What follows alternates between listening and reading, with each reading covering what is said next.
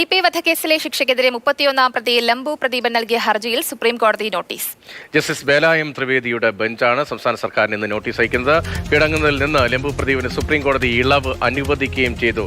ബാലു, ഏത് സാഹചര്യം നിരീക്ഷിച്ചുകൊണ്ടാണ് കോടതി ഇങ്ങനൊരു ഇടപെടൽ ഈ കേസിൽ നടത്തിയിരിക്കുന്നത്?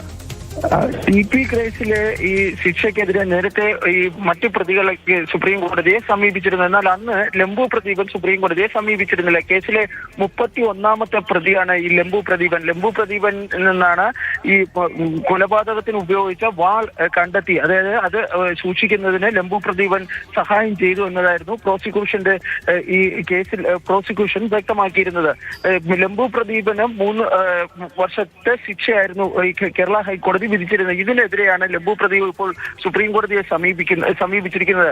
ജസ്റ്റിസുമാരെ ബേലായം ത്രിവേദിയും സതീഷ് ചന്ദ്ര ശർമ്മയും അടങ്ങുന്ന ബെഞ്ചാണ് ലംബു പ്രദീപന്റെ ഹർജിയിൽ ഇപ്പോൾ നോട്ടീസ് അയച്ചിരിക്കുന്നത്. മറ്റ് ഹർജികൾക്കൊപ്പം, അതായത് ശിക്ഷയ്ക്കെതിരെ മറ്റു പ്രതികൾ നൽകിയിരിക്കുന്ന ഈ ഹർജികൾക്കൊപ്പം ലംബു പ്രദീപന്റെ ഹർജിയും കേൾക്കുവാൻ വേണ്ടി കോടതി തീരുമാനിക്കുകയും ചെയ്തിട്ടുണ്ട്.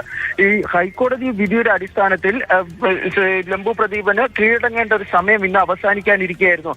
ഏതായാലും ഈ നോട്ടീസ് അയച്ച സാഹചര്യത്തിൽ ലംബു പ്രദീപന് ഈ ജയിലിൽ കീഴടങ്ങുന്നതിനുള്ള സമയപരിധി, അതായത് അത് കീഴടങ്ങുന്നതിൽ നിന്ന് അദ്ദേഹത്തെ സുപ്രീം കോടതി ഒഴിവാക്കുകയും ചെയ്തിട്ടുണ്ട്. ടി.പി. വധക്കേസിലെ ശിക്ഷയ്ക്കെതിരെ 31-ാം പ്രതി ലംബു പ്രദീപൻ നൽകിയ ഹർജിയിലാണ് സുപ്രീം കോടതി നോട്ടീസ് അയക്കുന്നത്. തൽക്കാലം കീഴടങ്ങുന്നതിൽ നിന്ന് ഇളവ് നൽകുന്നു ലംബു പ്രദീപിന് സുപ്രീം കോടതി. എല്ലാവരുടെ അപേക്ഷകൾ ഒരുമിച്ച് പരിഗണിക്കുമെന്നാണ് കോടതിയുടെ തീരുമാനം.